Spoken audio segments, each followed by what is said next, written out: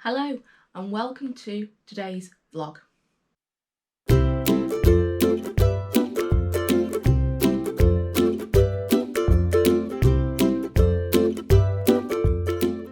In today's vlog, I'm going to talk to you about living with celiac disease. Now I'm going to talk about my personal journey from diagnosis through to discovering products that I like, foodstuffs that I like to eat, and I'll make some recommendations. Now just a disclaimer here, I am not a scientist, I'm not a medical professional or nutritionalist, so I'm not going to be discussing the science behind celiac disease, what exactly it is. Instead I'll just pop some links in the description box for you so you can go away and do your own research. And just to say that the brands and the retailers that I am going to mention have not sponsored me to do this vlog. It's just something that I've wanted to do. Like I say, I'm just going to make a couple of personal recommendations on some of the foods that I quite like. It's just my personal opinion. Celiac disease is different for everyone. Everyone will have their personal experiences. These are just some products that I quite like, and I'll just tell you all about them and why I like them. So let's get on with the vlog. So my personal journey to being diagnosed with celiac disease started about 18 months ago now. I went to the doctors about something completely different, which I'm not going to go into. They ran a series of blood tests, one of which I didn't actually realise was for celiac disease, and it came back indicating that I did potentially have celiac disease. So I was referred for an endoscopy, had that, and yep, was then formally diagnosed as having celiac disease.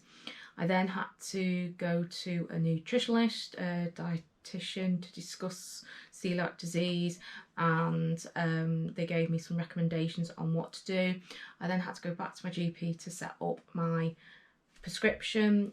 Currently, certainly in England and the particular area that I live in, I can get some gluten-free products on prescription, which I'll explain a little bit further on in this video. And fortunately at the moment, to this day, I can continue getting some sort of gluten-free product on prescription, but that might change and it will be different in other territories, other countries as well. And then since sort of my diagnosis, I've then now been sort of learning what products I like, what products I really don't like. I'm doing a lot more baking than I used to. It's a good job that I actually am a good baker, because I've had to actually rely on quite a lot of baked goods. So one of the first things that I was recommended to do after being diagnosed with having celiac disease was to join the Celiac Society.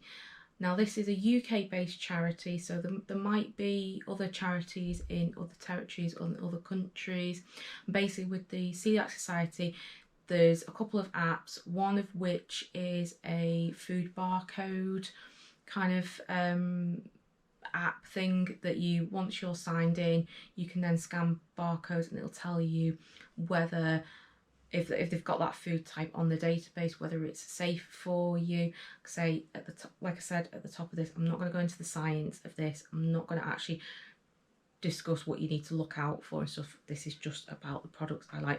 But say one of the things I would recommend is the app. I don't know whether it'll show up on there. Obviously I haven't signed in at the moment, but yeah, it's definitely something I would recommend that you go for.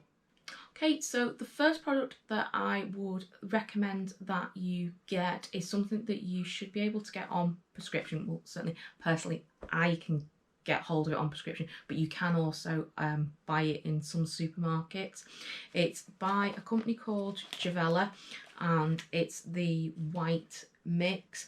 Now I use this mix to make bread in my automatic bread machine.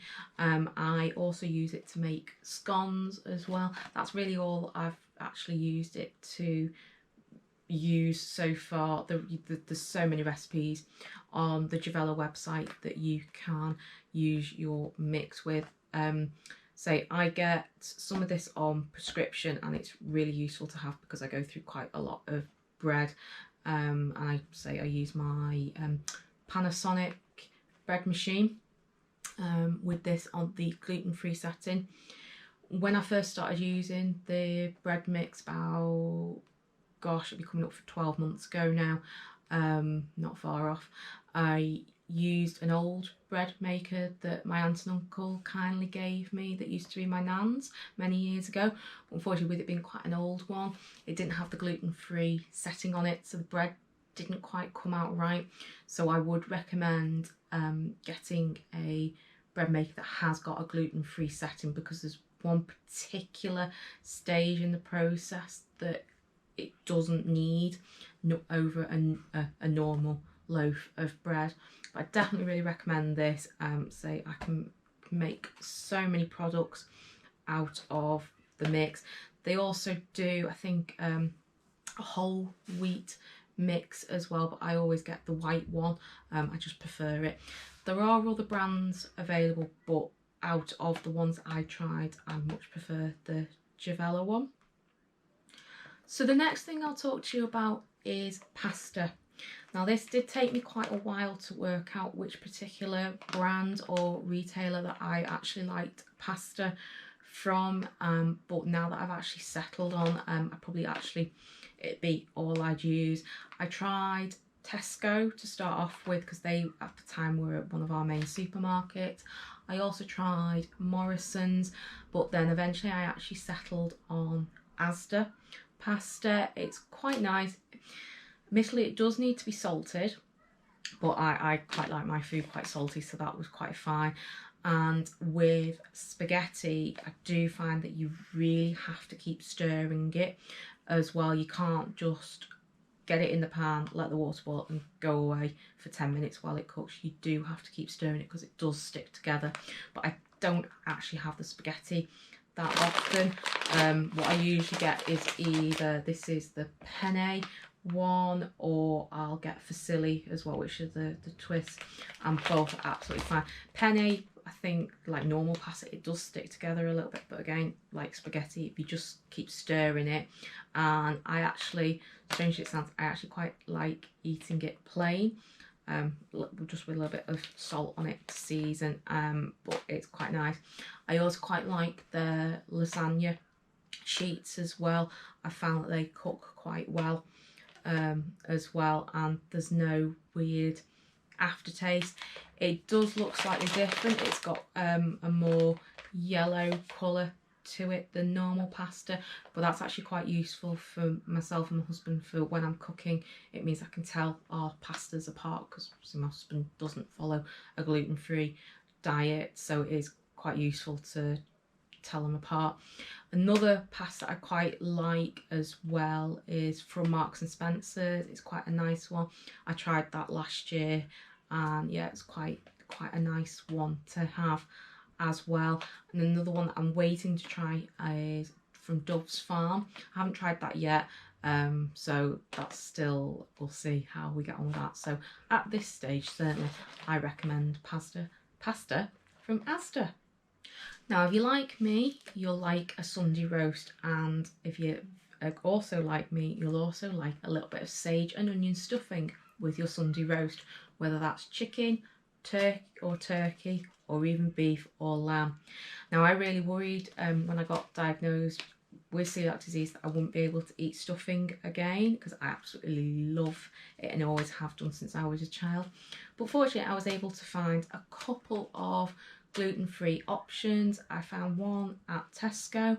I did quite like it, but again, it was okay, but I then also found one at Asda, and that's the one I actually quite like. It's this one here. It's just like, say, the sage and onion stuffing mix. It's gluten-free and it's also milk-free as well, so I believe anyone who's lactose intolerant could actually eat this as well. It's really simple to make. Just put it in the jug, water and oil, and then I put it into the oven to crisp up, and it is really nice, and it's really simple to make, and I really enjoy it with my Sunday roast. While we're still on the subject of Sunday roast, I'll talk to you a little bit about gravies. Now this really took time to get right. I really struggled to find a reasonably priced gravy, because as you may have realised, gluten-free products are a lot more expensive than normal products. I started off with some of the supermarket own brands, but I was finding that no matter how I mixed it, mixing it to the recipe, the recipe to the instructions, I always ended up with a powdery aftertaste. So I really did struggle with that, but I did find, again, it's another Asda product. It's just their own brand, free from, it's gluten-free, wheat-free and milk-free again. So this one's just the generic gravy granules. That one's not too bad, so you just have to be really, really careful how you mix it up. But then I was recommended another product which originally I didn't realise was actually safe for celiacs. I thought I'd have to actually purchase the specialist gluten-free version, but apparently the Best gravy granules, this is the lamb variety that I've got here today, this is actually okay for us. We can use this, and it doesn't have the powdery aftertaste, and it's certainly for me personally, it's certainly fine to have. I've got a chicken one, beef one and lamb one. I've not actually tried the lamb or the beef yet, I've only had the chicken one, so this is a brand new jar ready to try. But if the lamb and the beef are anything like the chicken, I'm definitely going to quite like it. So on to another foodstuffs now, that's breakfast items. This was something that I was actually quite worried about, because I actually ate quite a lot of cereal before I was diagnosed, so I was a bit worried about, oh god, am I going to have to spend a fortune and buy special gluten-free versions of the products. But something that was explained to me, it goes into the science a little bit, which I'm not again going to discuss with you. I would just recommend that you go and read the literature. It's to do with the parts per million. Now there are some brands which is above the recommended threshold, whereas some of the supermarket owned brands are actually below the recommended threshold, so actually are safe to eat. Well, they personally certainly are for me. So I basically live on Asda's rice snaps. They're really, really nice. I did start off with Aldi's version, but I don't know whether they changed the recipe slightly, because I did start to get a bit of a reaction with them. But certainly with the rice snaps, I don't get a reaction at all with them, with these, and I actually am okay with the cornflake version as well. I don't get any reaction. I actually had a box recently and I was totally fine with them. Another breakfast item which I didn't actually realise would be an issue for people living with celiac disease is porridge oats. I didn't realise in my ignorance before diagnosis that porridge oats and oats in general could be an issue. So it is something we definitely have to buy specialist gluten-free oats for. Now I actually don't eat porridge, but I buy porridge oats to make flapjacks. So I, at the moment, currently get Nairn's gluten-free porridge oats or Dove's Farm porridge oats, and I make up flapjacks. I've actually recently blogged about my flapjack recipe, so I will pop a link somewhere for you so you can link over on my website cupandcake.com and find that recipe. It's a very, very simple recipe to do, and I really enjoy making it, and it's a really good snack to have. I'm not a fan of porridge at all, so I actually wouldn't eat oats as porridge, and I'm actually looking for like an oaty type biscuit recipe as well, so I'm going to definitely try them at some point as well. So the final breakfast item I'm going to mention in today's vlog is breakfast biscuits. Now I have breakfast biscuits if I've not got time to have cereal in the morning, I've got to get straight to my desk. This is something that I'll grab instead. I used to actually eat breakfast biscuits quite a few years ago, and I really enjoyed them. So I was really pleased when I found a gluten-free variety. Again, like gluten-free products, they are quite expensive, but you know they are worth it. So the ones that I like are Nairn's biscuit breaks. These are the oats and chocolate chip. In a box you get 4 pouches of 4 biscuits, so 1 pouch is 1 portion. I really enjoy them. They do have other flavours. I know there's a stem ginger flavour, but the ginger was just a little bit too sharp for me. I think there's a fruit and oats one as well, and then a coconut one, but I'm definitely down the chocolate variety. They are really nice, and they're useful as well to take away with you as well if you know you're not quite sure places that you're going on holiday will have many gluten-free options. They're always a safe option definitely to have in the case. And now on to some lunch options for you to consider. I very much like crackers and soft cream cheese, and again, up until diagnosis I actually used to quite like Rivita cracker breads, or just crackers in general. And again, post-diagnosis it was a little bit hit and miss. It took quite a while to find a suitable cracker. I tried quite a lot of supermarket owned brands and I really didn't like them. It was like eating cardboard, or I had the powdery aftertaste. But again, once I found these particular crackers, I was really impressed with them. So I actually have the Nairn's whole grain crackers. They're really nice.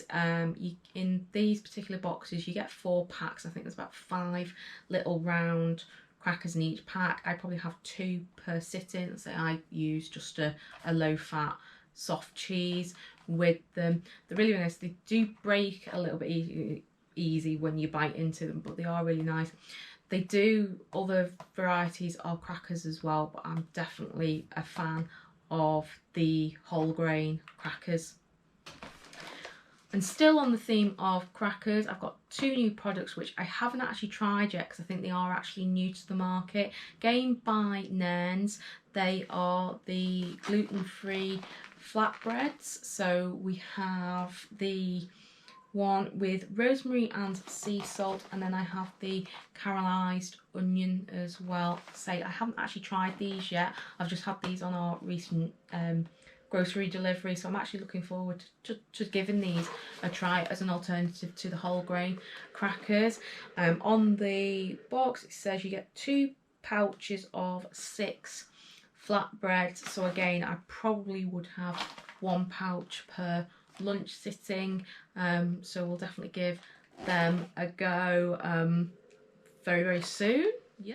Now if you're like me, you like pizza, and again on diagnosis that was something I was concerned about. Would I be able to find a decent gluten-free pizza, both from the supermarket plus obviously takeaway and restaurants?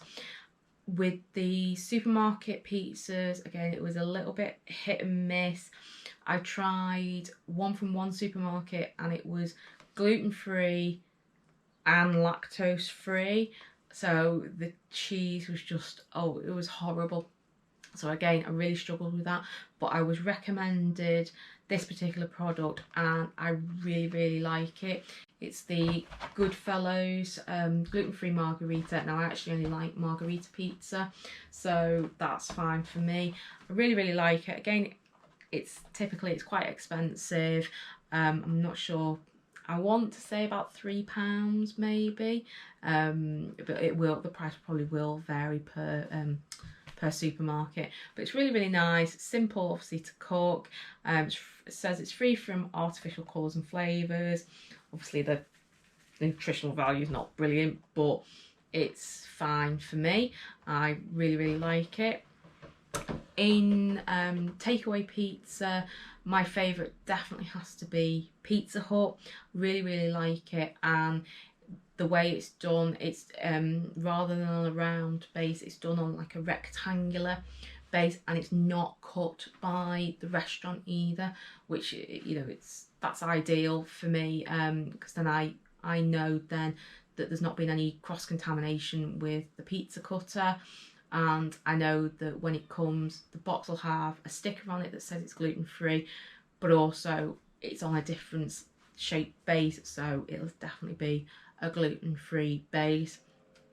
I did try another retailer or restaurant, no, takeaway provider, that's the word, takeaway provider, but I didn't like their particular pizza. I'm definitely Pizza Hut all the way. Now, in terms of restaurants, my favourite, I think, so far has got to be Pizza Express. I've tried Pizza Express, Bella Italia, and a few others, but I think at the moment Pizza Express is definitely my one to go for a restaurant, but also Pizza Hut as well, because they're the same as the takeaway pizza. Really enjoy it. Really super cheesy, and it's proper cheese. It's not like fake cheese either. It's just pure. It's the base that's the gluten-free special product there. Now, as I mentioned earlier on, I very much rely heavily on baking my own gluten-free products. I currently use Asda's gluten-free plain flour and self-raising flour. I've also tried Dove's Farms flours as well, and equally just as good as Asda's. They're probably the two that I've tried so far. Plus obviously the mix as well that I get on prescription. So I make my own bread, scones, cakes, biscuits, flapjack, all sorts of other products as well. Now, it's mostly because gluten-free products are expensive, so I do find that baking my own products does work out overly cheaper. Plus, I can also freeze a lot more products as well, so I could make a tray bake of cakes, cut it into slices and freeze them down. Same with flapjacks as well, bake it and cut it and freeze it down. And also with biscuits as well. Biscuits I really have struggled with, like the crackers and the gravy granules. A lot of the biscuits I've tried have a powdery aftertaste, so I really have struggled. I do like some of Tesco's biscuits. Unfortunately, I haven't got any at the moment to show you, but I do really like their chocolate digestives, their chocolate cookies as well. And then they have something called an enrobed biscuit. It's quite like an Oreo cookie, but then coated in milk chocolate. They're really nice, but again, they are really expensive, so I am, as much as possible, trying to bake my own products. Now, something that I hadn't actually realised that I'd have to actually buy as a gluten-free product was baking powder. I didn't realise that baking powder normally could be an issue for those living with celiac disease. So you have to actually buy gluten-free baking powder. And the one that I actually use is free from Dove's Farm. It's this one here. You get quite a lot, and this one tub will last actually quite a while. I think this is only my second tub, and I've been baking now for about 9 months, so it does last quite a long time. And another product as well is called xanthan gum. You sometimes have to add that to some recipes as well, not everything, but that's another product as well. Unfortunately, I haven't got the tub here to show you, but that's another one as well. So I've mentioned a couple of restaurants that I have been to for gluten-free meals. I did actually write a couple of blogs posts on this, so I'll try and find them and link them for you in the description box below. My favourites, because I mean I absolutely love Italian, so some of my favourites are Bella Italia, Pizza Express, really like Ask Italian as well, and Zizzy as well. They're all quite good. Now, current situation is at the time of filming, restaurants are still actually closed due to the COVID-19 pandemic. By the time I publish this video, they might have just started to open back up again. Now, on closure, the last time I visited some of these restaurants, some had dedicated gluten-free menus, whereas some had it listed still within the normal menu and just had like a little symbol to say whether, you know, what dishes were gluten-free or what could be made gluten-free. So that's something you just need to look out for. Now, most restaurants, they're really pretty hot on dietary requirements now, so the staff are very, very good, but occasionally you do, sometimes on entry, you would need to especially ask for the menu. But, you know, things are, well, certainly were improving before everywhere had to close down.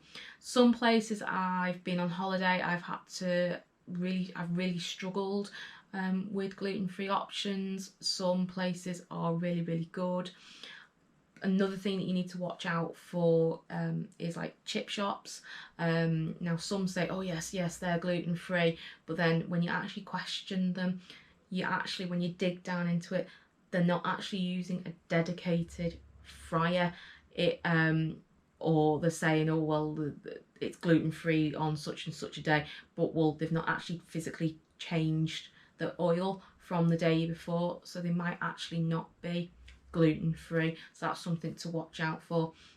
I'm quite lucky in the fact that one place that I visit, there is a dedicated gluten-free fryer in the particular fish and chip shop that we go to, whereas locally to home we haven't actually got currently a takeaway that has a dedicated gluten-free fryer or a dedicated day where that's all that they do.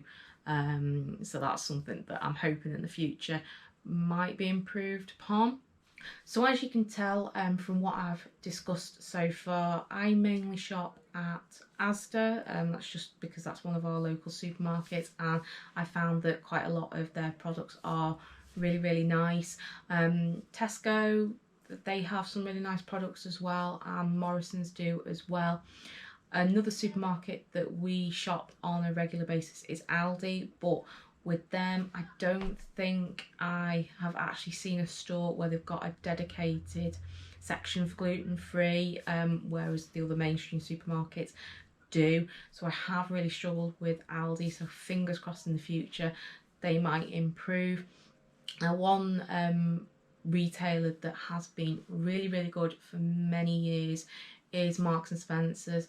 Now, just to say, they've not actually paid me to say this, but I am actually really impressed with some of the stuff that I've had from there. We don't actually shop at Marks and Spencer's that often because generally it is more expensive than some of the other supermarkets, but it is nice as a treat.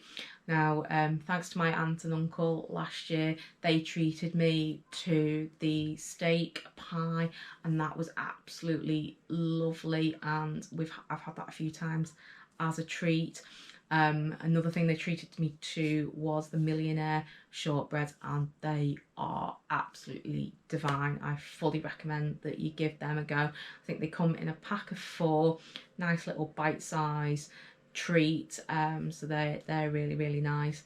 Their pasta's quite nice as well. Really impressed with their pasta, although again it's not something that I have from there on a regular basis. There's a few other bits and pieces that I really, really like from there as well. So earlier on I just touched on the fact that I actually make my own bread using the Javella white mix. I mentioned about the Panasonic bread maker. That's basically how I make my bread now. I had tried a few different bread options, but I really, really like my bread to be fresh and taste fresh, and I was finding with the gluten-free breads that it tasted like it was normal bread that was 2 to 3 days old, and I just didn't like that, especially for sandwiches. It's not too bad for toast, but certainly for sandwiches I much prefer fresh bread. So what I do with the bread that I make in the bread maker is, as soon as it comes out of the bread maker, I let it cool for a couple of hours, and then I get it sliced up. I get about 10 slices out of a loaf. Some are absolutely perfect, they're great for for keeping for sandwiches. Some are a bit hit and miss, so I keep them for toast. I then wrap everything in cling film. I put usually 2 slices together, wrap it in cling film, and then freeze it down so that I just have to take out what I want as and when I need it. And that's the same what I do with all my snacks, my cakes, flapjacks, biscuits as well. Usually packing biscuits in 2s, flapjacks in a single slice, cake bars in a single slice, so I can just take out what I want as and when I need. And it really works for me, and I probably on average will go through about 2 to 3 loaves of bread a month for toast and sandwiches. I'm hoping that in the future I might be able to find an alternative to this, because it does go through the bread mixes that I get quite quickly. So that's all I wanted to talk to you about today. Just a reminder that I didn't want this to be a scientific-y type post. This is just purely my recommendations on products that I've discovered that I like. None of the brands or retailers have sponsored me to do this post whatsoever. All the products that I've featured are purchased with my own money. I'd say this was just something I fancied doing. I have written some blog posts before, so I will link them down below for you. I hope you did like this video. If you did like this video, please do like and subscribe and hit that bell button so you'll be notified of when I post more content. I've got hopefully some exciting things coming up soon. Say at the time of filming we're still on lockdown, working from home, but hopefully very soon things might start to get relaxed, so we can actually start getting out and about, and I can actually start filming some more interesting content for you. So I hope you did like this video. Bye bye for now.